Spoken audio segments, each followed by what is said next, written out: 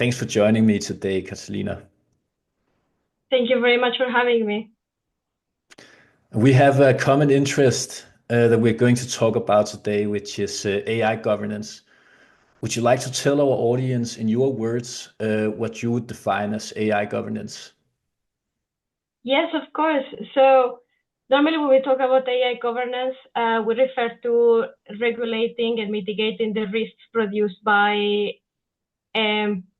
AI systems or AI models. What I would like to make is a small nuance that we don't actually, at this stage, we don't govern AI itself. We govern the usage that people and companies make of it, rather than treating AI as a agentic entity that we have to keep in check. That's not where we are at the moment, where we talk about AI governance, corporate and governmental and otherwise. So I would say it's composed of the both technical and regulatory safeguards that we have in place to prevent any risk that may result in bad consequences for people. And when we talk about AI governance, I think we should also include the concept of AI safety, which is aligning AI to human values and also controlling that AI actually stays within the limits that we want it to stay. And there's mixed opinions about how important AI governance even is.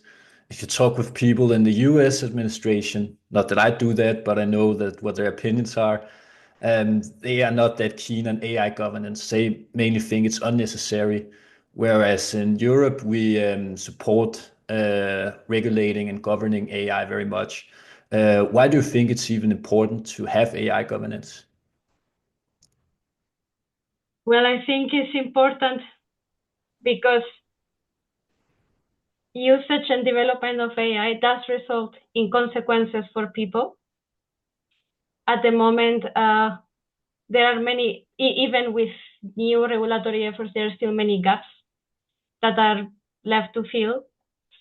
And if we don't have a way to basically assess that this, the companies developing AI and deploying AI have some form of accountability for these consequences, then it's just going to be left unchecked. People are going to always, from a corporate perspective, prioritize profit, prioritize advancement, and maybe there will be some like collateral damage on how well this actually serves and benefits humanity. So that's why both AI governance and AI safety are important. And it's still a very niche area in the world so far, this AI governance field. How did you get involved in it? Well, I think like many people in data privacy, I was kind of thrown into it. But at the same time, because of my own work and research, I took an interest on it early on. So AI and privacy intersect more than a lot of people would expect, especially when it comes to like LLMs, data protection law, and automated decision making. There is a specific article of the General Data Protection Regulation that does say that people have the right to human intervention when a decision about themselves is produced by automated means and it can derive on legal consequences for them. So investigating that in my line of work as a data privacy officer is what got me into thinking about AI to begin with. And at a personal level, it got more interesting when I started interacting with ChatGPT back in 2022 when there was a huge boom here in Europe about it and everybody was talking about it. I remember being a little bit conflicted, but I think more leaning towards the positive side because I think the first time that you do it and you see the output being produced in front of you, it feels kind of like magic, like like something taken out of a Harry Potter movie. And that I think that feeling I really wanted to hold on to that, like analyze it with critical lens. But my first thought was like, how wonderful is it that we can experience this? So I think the curious part of me and the super analytical data privacy advocate part of me actually combined into what I'm doing right now. And I'm very grateful for having those two perspectives. Fantastic. Do you think it is magic, or do you think it is science? Well, no, unfortunately, whatever is left for us to think is magical is because we haven't gotten there from an interpretability perspective. But I think it all has a natural consequence and an explanation from how deep learning works. And yeah, basically, I don't think we should, if we really want to govern and regulate AI, we should not think or have an excuse that it is magic or if something is unexplainable, not forever. But I agree in what you're saying. It does seems like magic, and many people think of it like magic. But of course, there are also some, science and some principles and some, laws, like laws of natures behind it. I suppose it does just appear out of a void. Um, but yeah, people treat it like magic, and that's also why it can be a very confusing space to really understand. Um, Yeah. it's very hard to wrap our head around the technical implications of all of this. In my experience with European AI companies like Mistral and Aleph Alpha, which was a German company, I don't think they do anything for private people anymore. They only work with other companies. But if you look at these models, do you have any impression of how European models already today differs from the models in the US? No, not in terms of lagging or less functionality. I think that whoever says that we cannot compete in the AI landscape is completely wrong. I think Mistral, for example, is an excellent example. It has actually bypassed in number of downloads ChatGPT or DeepSeek in Play Store several times, and I think it shows. I also heard Mistral CEO Arthur Minch or something like that. I'm probably saying his name wrong. But he said that he supported the AI Act and he supported the regulation, and he does not think that regulation kills innovation, as many people claim. Mm-hmm. I'm a bit interested in this difference between the mentality in the US versus the mentality in the EU, as I think it grows bigger and bigger by the year. What's your interpretation of that? I think I'm gonna give it to you straight. So in the EU, we excelled at bureaucracy. We excel at drafting laws for everything. For example, in the UK, we have to have a license in order to have a TV, right? A TV license. That's a peak example of European bureaucracy. In Spain, every time that you want to do a small modification to your business, you have to log a paper. You have to go to a administrative office in person and hand over a bunch of paperwork. In the USA, there is bureaucracy, but let's just say that when you commit a default, the bureaucracy disappears. You commit for example, a tax-related default, and the FTC just raids your place and takes everything. They are very, very good at enforcement. Whereas in Europe, there is a warning, there may be a letter, and I say this because I'm coming from a data privacy background. So sometimes, for example, when a data breach is being investigated by a data privacy authority, it will take months or even a year and a half for a resolution. So I think that US companies may be more used to this type of enforcement where something happens, it all goes away fast, or it all goes down fast. Whereas here, we're like, no, like we know that we will have an opportunity to appeal. We will have months to prepare for whatever audit is coming at us. So I think that's why companies who are more exposed to European bureaucracy are not so concerned about regulation. On the other hand, I think that people who work in this sector are very, very much aware that there are so many risks that because we don't have an oversight that is scalable 100% yet, we may miss them. And there is a responsibility towards people, towards natural persons that maybe the private sector alone cannot meet. That's when they will need support by government agencies.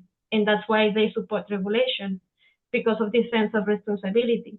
And also because they know that even with regulation, even with bureaucracy, it is manageable. The enforcement, like I said, is not that invasive.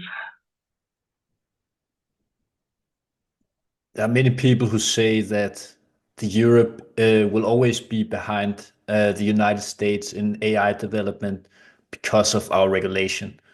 What would your response be to that? That at least we are advocating for public funding to go to innovation, in specifically in the AI space.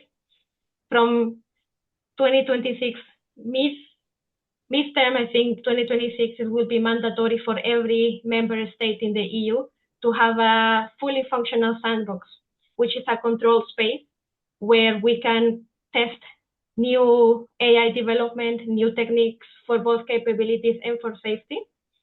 And because it's going to be a controlled space, the type of action that you can or test in that sandbox is not going to be as strict.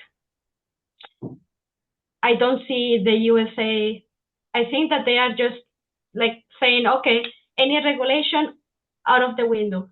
But I don't think that they are incentivizing this type of responsible development, habilitating this type of sandbox, habilitating funds to it as well.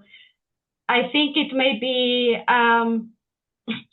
the difference between getting there as fast as possible and the difference between getting there with a sustainable approach that is going to mean that what we have achieved is going to work out long term. Whereas if you just race towards it, no matter what you have to overcome, I don't know if it's going to be worth it by the time that you get there. And that's something I find super interesting because the approach in the US is that they want to achieve super intelligence over the next couple of years before any other country. And as I see it, this is mainly a American-based idea. I don't think that Europe, this idea does not originate from Europe at least. I know that the EU has been, so to speak, infected with this idea of racing to superintelligence. But I also think, why do we even, need AI? What do we want to accomplish with it? What if say we could develop something like super intelligent AI? How should we use it? These are questions that are difficult to answer, and it also requires a public conversation, right? If these decisions are just made by a few companies, then it will become like a very top-down driven society eventually, if AI is as powerful as people claim. Yeah, what do you think is the most important application of AI, and what are you like concerned and excited about? In terms of AI risks, I think that a risk that we can already see in the short term is over-reliance. And not only in the sense that we are stopping drafting online content or making our own, editing our own videos in favor of doing it with the AI. I'm talking about like mental, cognitive over-reliance on AI. And this is probably affecting the younger generation more than older and experienced users. I had this conversation with a colleague of mine who has been in the IT sector for a long time. And he was telling me, well, I don't tell AI things that I don't want any of these companies to know. If I don't want OpenAI to know something, I just don't tell it to ChatGPT. And I was like, well, that is great, but you are you are a mature person, you are very experienced even with the IT sector in a way that most users are not. But what about the thousands of TikTok videos that you can find with this type of trend, like feed your WhatsApp conversation to ChatGPT, ask it to find red flags to see if your crush or the person you're dating really likes you or whatever. People are doing it. I know people like younger, let's say people in university age, they are not dating anyone, not putting even message on a dating app to someone without asking ChatGPT first. Based on their profile, do you think I should do it? So at what point do we decide, okay, maybe we should do something about it, just like we did something, or we are trying to do something about age of online consent, to the point that we were able to raise the bar to like 13 or 16 years old in Europe as the minimum age that a person can make decisions online. Should we do something about this type of over-reliance? Because it's happening. Young people are putting their entire lives in the chat boxes, and because of the lack of regulation about it, there have been catastrophes already. I'm not saying that it can be put entirely on the AI developers or the AI labs, but there have been a few cases where people have self-harmed or committed suicide because they followed AI advice. Right now, the transparency obligation is that the user has to be aware that they are not talking to a real person. But how do we prevent that technology from having such a strong hold in the cognition of people to begin with? AI, like any online algorithm, is designed to optimize for engagement, so to keep you in the platform for the longest possible time. So the outputs received are meant for you to respond back. This is why many times ChatGPT, for example, or Gemini end with a question to keep you engaged and to stop you from leaving the conversation. But the profiling abilities are insanely good, maybe better, although that is arguable than some social media sites, because it's directly interacting with you. It's not just guessing what you want based on where you slide next, which likes you give. So the effect of AI on human cognition for me is like the bigger risk right now. We don't control what inferences AI makes about us. We don't have a way to know exactly what it knows unless you are constantly asking, like, what are the inferences that you're making about me? And when you advise me to do X, Y, Z, is it based on an inference or is it based on something that I tell you? And most users, they don't think this way. They are not going to ask ChatGPT, what are the inferences made about me? So these are for me, this is a very important risk that is not being considered on human autonomy. And apart from that, which is more of a user experience or HTC risk, there have been many concerning papers released by Anthropic and OpenAI in the past few weeks. One of them actually released today. They confirmed that when you train, and this is very oversimplified, okay? It was released like 2 hours ago, so I read it like just before signing in when I was on my way from work. They are exploring the chain of thought of ChatGPT models. I think they did it in O1.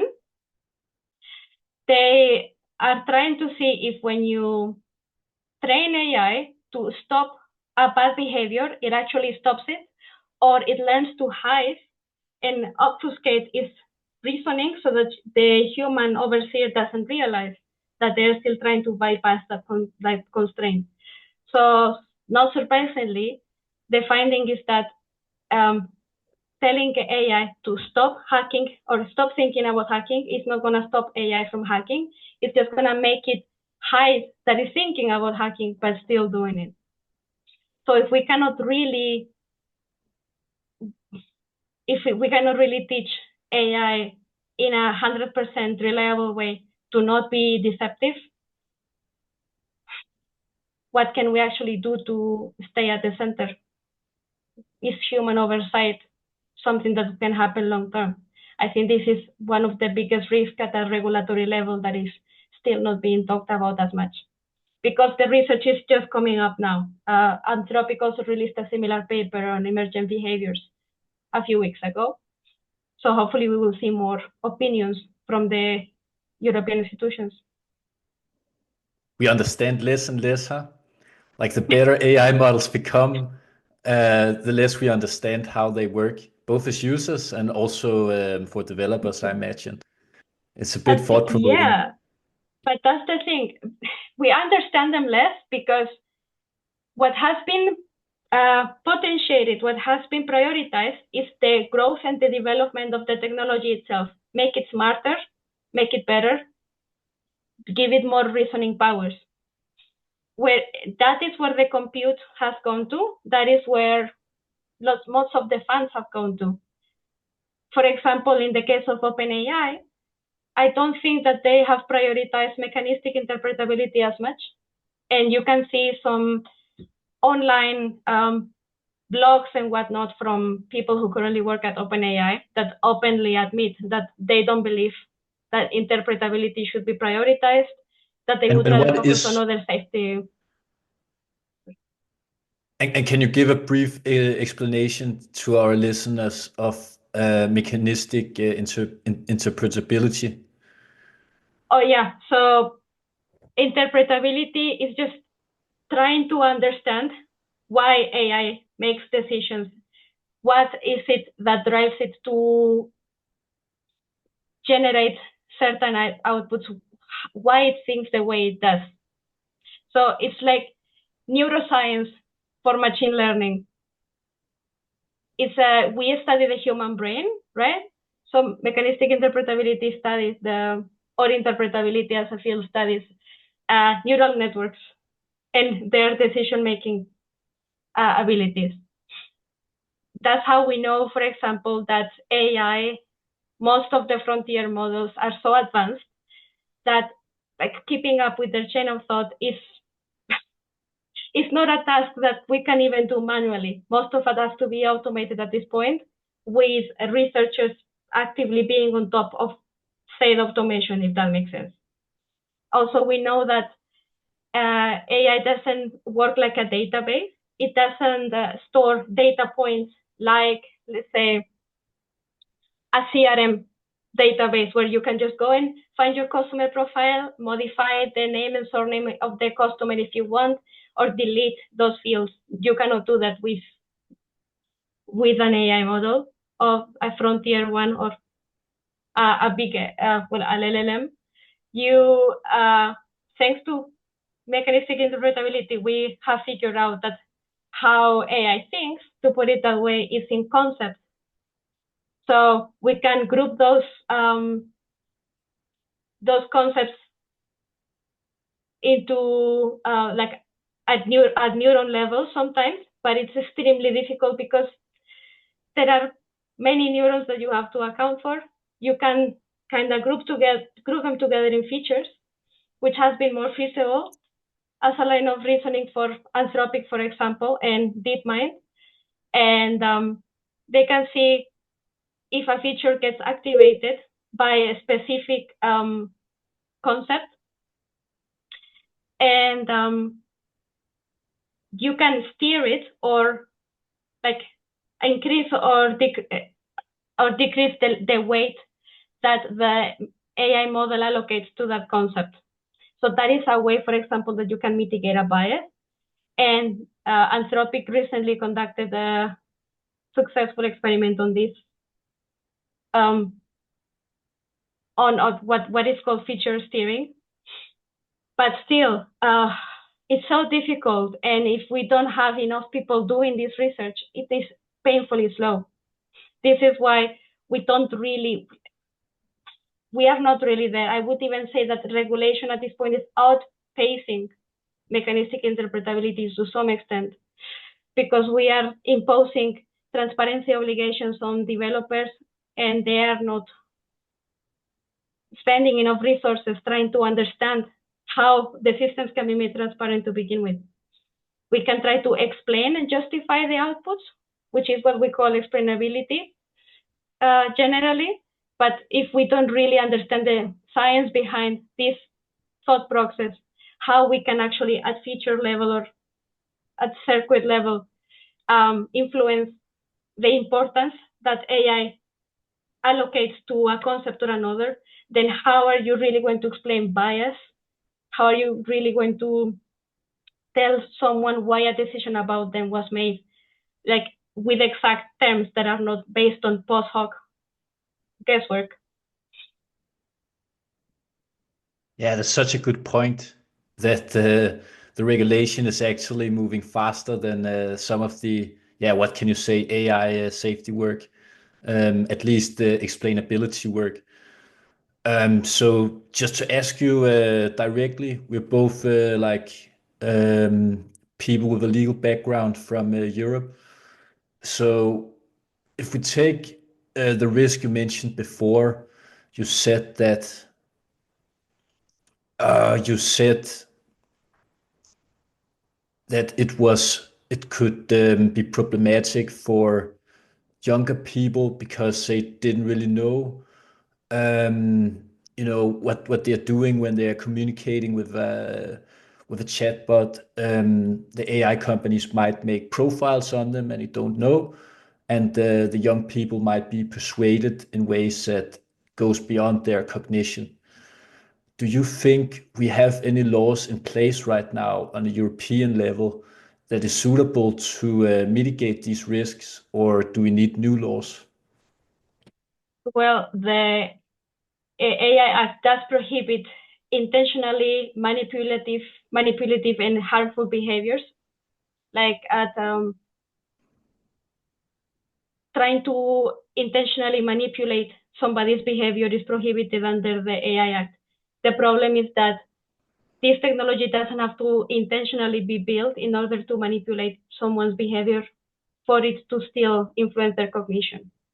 So no, I don't think that this is something that is being regulated so much as far as specifically in relation to large language models or chat boxes or Gen AI. We would rely on, for example, Digital Services or Digital Markets Act in terms of content moderation, perhaps. But then again, how do you apply the same rules that you would apply in social media to a chat box where you cannot even predict the output that's going to come next? So I think we are mostly relying on whatever like digital safety laws we already have. We don't have a specific Gen AI one as of now. I do think that this is going to be subject to regulation at some point, hopefully in the next few years. But I also believe that it's a matter of educating people and educating young people on the dangers of this, as we have educated young people on the dangers of cyberbullying, for example, to the point that now they have this awareness and consciousness that this can happen. And I'm not saying that AI is bad for young people's health. In fact, from my personal conversations, many young people have told me that maybe they don't have someone that they can trust or to talk to, and it's actually helped them to interact with the chat box to just vent out. So as long as they're aware, as long as they have it in the back of their minds as well, that hey, this personal information that I'm giving it can be used for purposes that I cannot really comprehend right now, I shouldn't take everything it says seriously, or even teaching them how actually like machine learning works and how it feels like the chat box actually knows you, actually is your friend and cares for you, but it's just mimicking human emotions. Just trying to have this awareness campaigns for young people using AI for these purposes may be something more helpful than outright banning it, because people will just find a way to still do it. But yeah, at the moment I'm working on something that me and my colleagues are calling autonomy by design. So it's a way to hopefully build a user interface layer where you can see what inferences are being made about you as you interact with the chat box. And you can modify or delete them so that that inference doesn't affect what AI tells to you next. It is technically challenging both at the UX level and at mechanistic level because of what we were discussing just now about how difficult it is to actually like delete or steer information in AI systems. But I think with the years, it can be developed into something that we can use. And not only for this type of like use case, young people talking to a chat box, but also for higher risk instances where automated decision making is happening and you don't have a contestability layer to stop, for example, a hiring decision or a credit decision being made about you based on an inference that was wrong. So it can be explored, and hopefully it will be explored, because if we cannot have a human in the loop system that works every single time, then maybe the user should have a say as to what inferences and what assumptions are being made about us that can either impact our cognition or impact our life in legal or similar consequences. Okay, I will challenge you a bit. I agree actually with what you're saying. I just want to, what do they say, steelman your argument. So when we're speaking, you might be thinking something about me, and I have no access into your mind to know what you're thinking.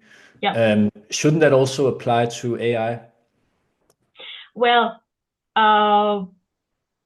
no, because at the moment we don't have an imbalance of power. I don't have the capacity to make a decision that's gonna have legal consequences on you. Just remember that if in case I ever do. But this is why, for example, we have workplace regulations, we have laws against discrimination, and we have laws against human biases towards other humans when there are circumstances where another person has this type of power over us. So with the AI, unfortunately, like even from the GDPR Article 22, we know that automated decision making is something powerful, is something that can have real consequences in our lives, and we should have a say about it, because it's not always right. The decision that like an ATM system reaches is not always 100% accurate. There was actually a very significant case recently. I think it was last week about bank where a biased decision was made about somebody, about their credit, and that person exercised the right to not be subject to automated decision making without human intervention. And the bank basically refused to say why the decision has been made, saying that they cannot really disclose the reasons, and because disclosing that would violate the trade secrets and whatever. So basically the court said that no, actually you have to honor this, right? You have to make the decision of your system explainable somehow. People have the right to know why their, like, for example, loan or credit application was refused. You cannot just excuse yourself that your system doesn't have the capability to explain it.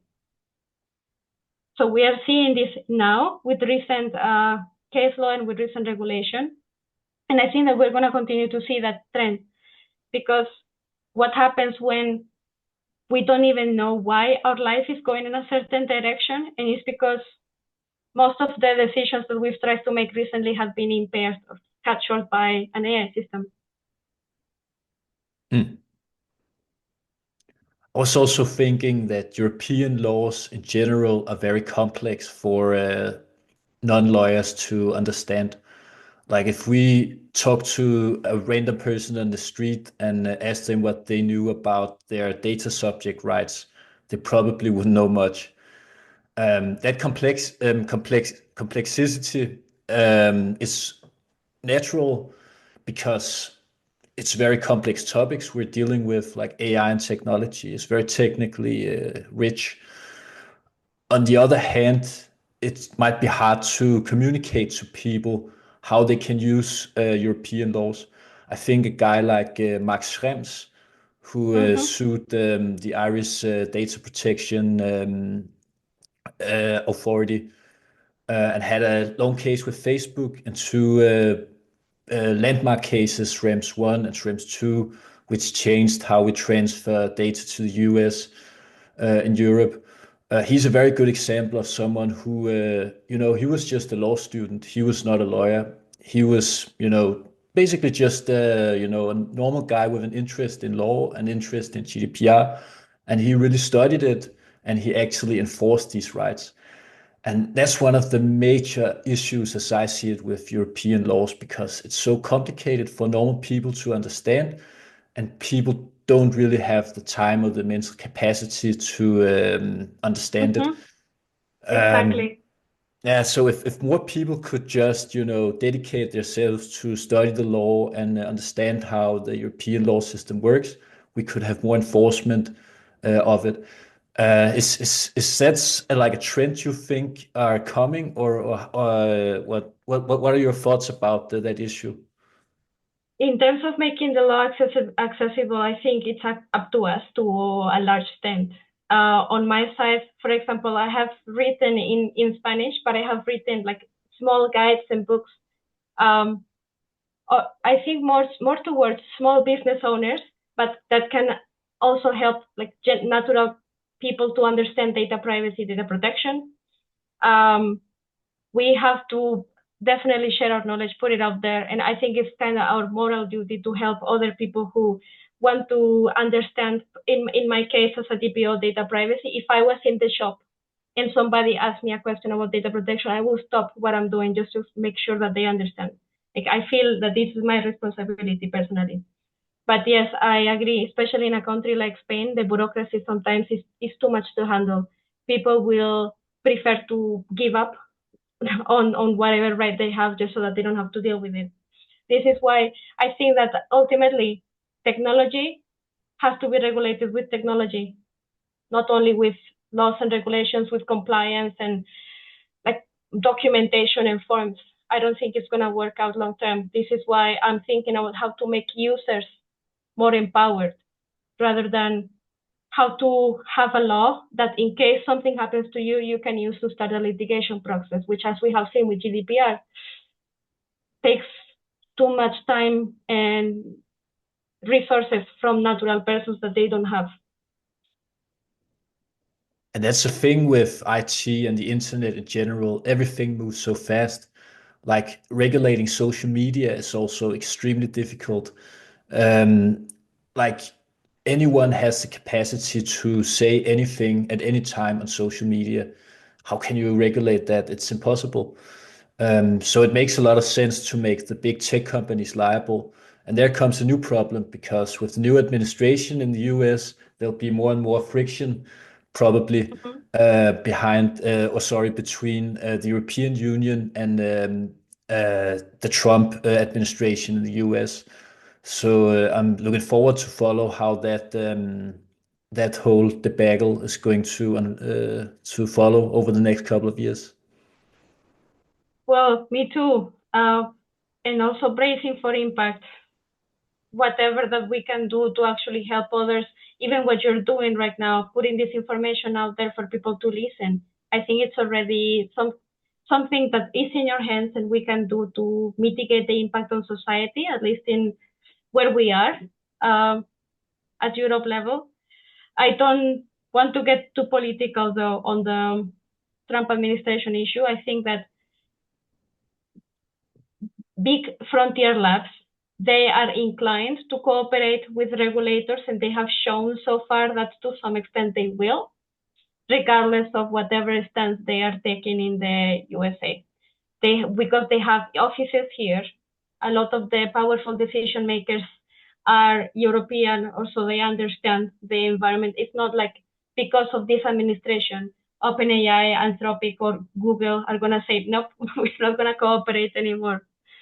But yet there will be friction, like you said, but isn't there always? As Schrems will remind us.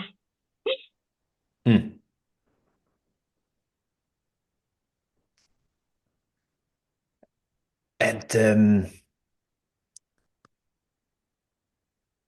I forgot my exact question. It annoys me a bit, but I wanted to ask you something in this area. The regulation in the EU, many of the big American companies, they want to comply with European laws so they can operate in Europe, obviously. Many people will say that these regulations are a hindrance for the companies, also local companies in Europe to really thrive. I think you and me, we both agree that regulation is not that much of a problem. You can still create a very successful business in the current regulatory environment in Europe. I think so too. But I have my own opinions about it. But in your view, why do you think that we don't have a company like Microsoft in EU or like Google or like Meta? Why do we not have any tech giants if we say it's not because of our regulation? Well, I don't know. I think that a lot of factors come into play. Competition is not my area of expertise, but I would say that competition law does have something to do with it. We have, I think, higher thresholds, but in terms of AI development, so far we didn't have the AI Act. People were still using like frontier model APIs to build their products on top of. I don't think that it is only a matter of regulation. It may be many cultural factors. But yeah, I do agree that in terms of technology, the USA, San Francisco, like it's the main tech hub. And this is just how it is. It's like, if you ask me why, like everybody wants to go to Spain in the summer, even though there are more beautiful countries, I will probably tell you because Spain is the loudest one. We are the ones that made the biggest noise about our beaches, and people want to come here. I think I don't have an answer for that question simply because it's not my area of expertise. I don't want to misquote any competition laws. It's good that you say that. It's generally a big problem on podcasts that people just say whatever comes to their mind. And people who listen believe them always. So there's a lot of misinformation on podcasts. So I'm glad you're not contributing to that. Yeah. Anyway, it was really nice talking to you. You write on Substack. What are you currently writing on, or what do you expect to write on in the future? So I am currently writing on how AI safety concepts, technical concepts, can help us mitigate some legal problems that we openly have now that we have more regulation, now that we have the AI Act. How can, for example, alignment strategies or interpretability strategies, if well-funded, if continue to be researched, help with these new regulatory obligations? I find that a lot of people in AI governance, especially in corporate right now, are not that familiar with this side of AI research and I find it ironic because AI safety and AI governance should be like interlinked together. apparently it's not how it's being handled. So I'm trying to bridge that gap. I'm trying to make people aware that there is such thing as alignment research, that there is such thing as people trying to teach AI to align with human values, that there are techniques that can actually benefit people on the legal and governance side if we learn to work together and apply them in a way that makes sense for transparency obligations, regulatory obligations. And people who do this for a living are more than happy to actually cooperate. It's just that sometimes we work in silos from each other, and I think that is the worst thing that we could be doing. In the future, I'm also planning to keep expanding on the concept of autonomy by design and how we can actually have control over inferences made about us in maybe at a user interface or UX layer, being a solution rather than just imposing a new law on AI companies so that they can do whatever they want with it or just threaten them with fines. I'm also planning to speak about neurodata and how there have been already warnings from privacy authorities about the need to regulate data from your brain, especially in the IoT environment. So very interesting stuff. If anybody wants to follow. I'll definitely link to your Substack. And let's do this again. It was great talking with you. Thank you very much. It was a pleasure being here. Good to hear. Bye.